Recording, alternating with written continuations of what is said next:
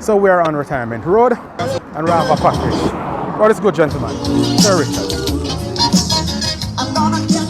Walk on, big boss. We never have to wait too long. Yeah. What do you think about the service? Because today is Saturday. You up on the work same way, brother? Yeah, man, I don't know. So we have to hustle the thing, you know. I get no day off.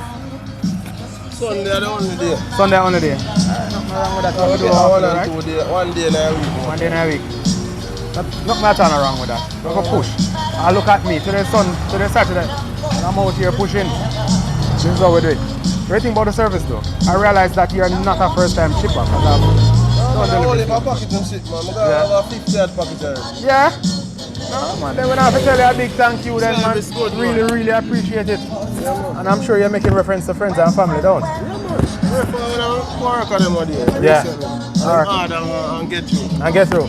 Nice. So I want to tell you big up and wish you all the best for any venture you have through the course of this year, moving forward. Alright, blessing. Blessing. Thanks much again. Alright. There you have it, we're on the delivery trail. It don't look like Rasta still in, but in case it's Rasta. We appreciate this service all day, every day. Thanks much to you as well.